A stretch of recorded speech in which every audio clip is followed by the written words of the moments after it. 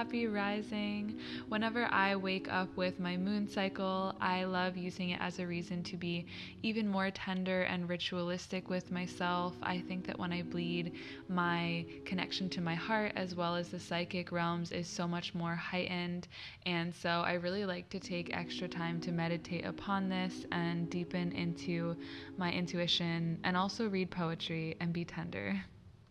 Every day I thank the girl in me that believed my life could still be something magical, even when the darkness was enough to chew her up and spit her out, even when the ledge was close enough for her to end it all.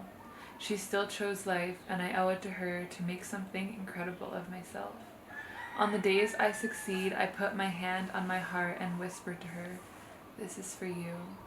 This is a poetry book with a lot of breakup poems, and I'm just not in that season of my life, so a lot of them aren't resonating, but some of them are really sweet. If there's one thing you take from this video and implement into your own moon care routine, it should be yin yoga. It feels so good to do these gentle activations when you're bleeding, breathing awareness and intention into your body.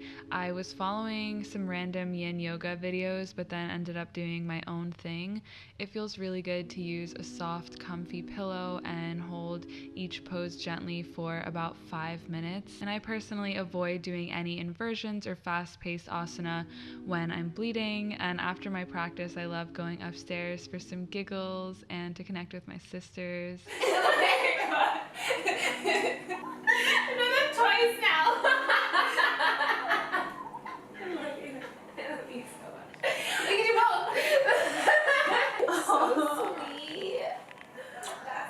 I love you. So muchy. So muchy. I hope you have a beautiful day. Let me know if you need anything. I'll be off at the store. Double cheeked up on a Wednesday morning. Hey. I love to clean my entire room and sage my space, just feel like I'm really cleansing as I'm shedding my blood. And I don't always do this, but sometimes when I'm bleeding, especially on the first day, I like to dress up because I can feel a little bit more lethargic and sluggish, and when I dress up, it kind of allows me to feel more powerful with my bleed. That's just me personally. I love wearing period underwear, and then these are just really comfy drop crotch pants, which I adore. I can move in but also be really comfortable in. So I just kind of clean my room and organize my space, and my lover dropped off some flowers for me, which is so sweet. They also dropped off some salad and some chocolate. Hey, I just ate that whole chocolate bar and listened to Girl in Red's new song. I'm feeling pretty whole and complete. My womb is a little achy and it's been intense. Usually it's a little bit lighter, but I'm releasing a lot, let's just say that. So I want to do something a little bit soft and tender today and propagate my pothos plant. She's looking so beautiful. I think I'm over watering her a little bit.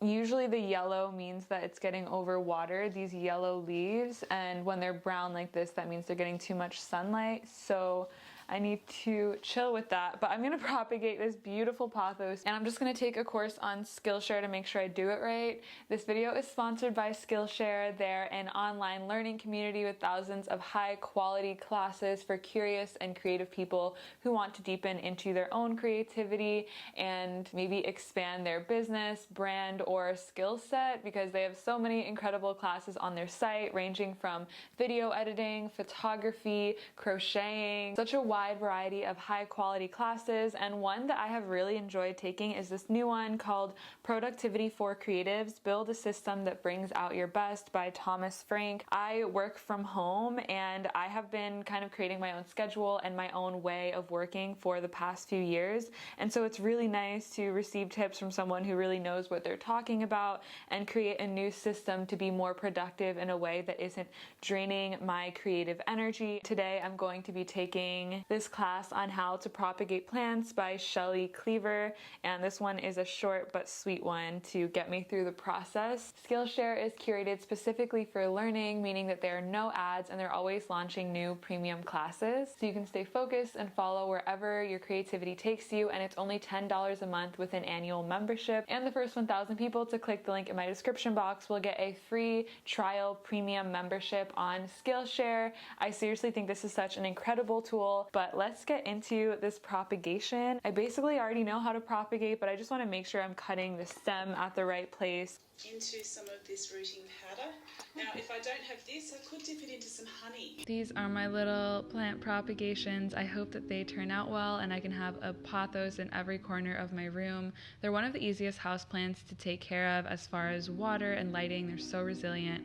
But I spent most of this day working online, and I made some tea for myself as a little pick-me-up later. This one has nettle and tulsi and cranberry and a bunch of yummy herbal medicine that is good for womb health. And I love drinking loose leaf tea at least once a day. I feel like every moon I'm either feeling like a rebirth or a death, and this one was definitely a rebirth. I had so much energy, and here's me really struggling to cut butternut squash. Like, I don't know how people do that casually, but I love eating grounding foods. Every single time I'm bleeding, any root vegetables feel so comforting and grounding to me in my body, which is great because I can feel a little bit like kind of up in the ethers when I'm bleeding. But I put that in the oven with olive oil, salt, and pepper, and then I prepared this salad with peppers and cucumbers and a yummy dressing. And I steamed kale and put a mixture of tahini and coconut aminos on top of that, and also made this golden lentil soup from Amy's. It was just a canned soup, but it was really good. And I love to have at least one meal outside a day, especially on my cycle. I just feel like everything is so much more heightened. I have heard that when you're bleeding, your auric field is 3 times as large, so you're more sensitive and receptive, and being in nature, I feel like it's just easier to communicate with the elements and with the nature spirits. So I just kind of like to channel and meditate, and anytime that I'm bleeding, I feel like it's a direct portal to my heart. So any areas of pain, any stories or memories that may be coming up, I kind of relate that to my heart, and I'm like, oh, this is still lingering here within me. This is good to be aware of, and what steps can I take to move through this and to fully alchemize this? Hello, I just wanted to pop this in here because I've been doing a lot of womb healing, and I've shared a little bit about this on Instagram, but the way that I go about my period and my moon cycle time is so drastically different from when I first started bleeding. Actually, when I first bled, I was so excited because I felt like this was my initiation into womanhood at the time. That's what I felt like, and I slowly began to feel ashamed of it and grossed out by it, and like it was a major inconvenience, and every single time it would happen, it would just be like, I have to deal with this again. And the more that I have been reclaiming my body, my femininity in whatever ways I care to express it, and have been releasing a lot of trauma from my womb, I realize how much conditioning I have had around hiding my blood and just hiding the fact that this was taking place, even though it's just such a beautiful time where it's like the elements and the cycles of life are literally moving through you, and it's like so powerful to have a womb and to have a yoni. And the more that I explore my own, I feel like it's this whole universe that carries so much power and story and infinite potential. It's like even just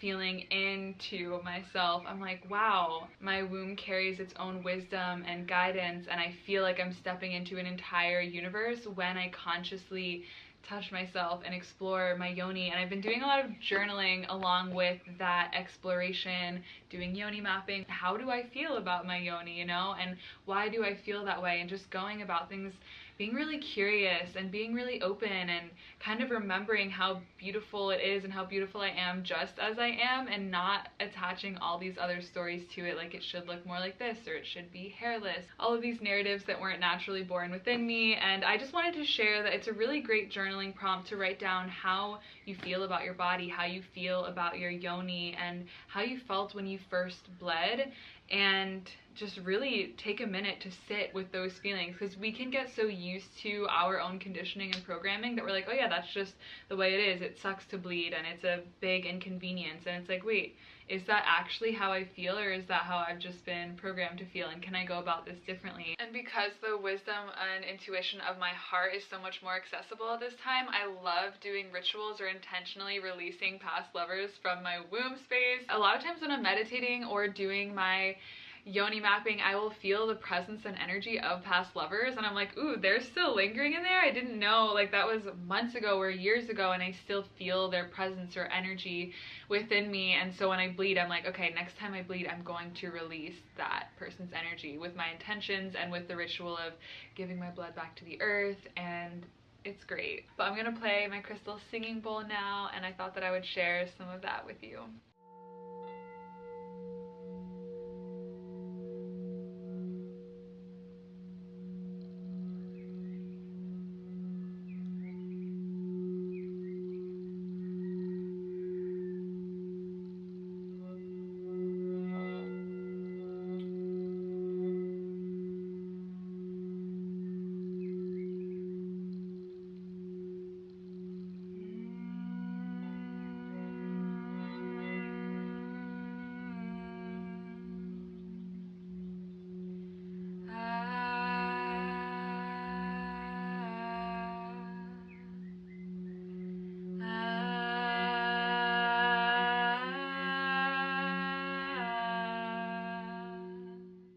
And every day around golden hour, I kind of just like to hang out in the front yard and bask in the sunlight, see who's hanging out. My roommate Katie was painting, so I decided to join her and paint some things in my journal and just talk story.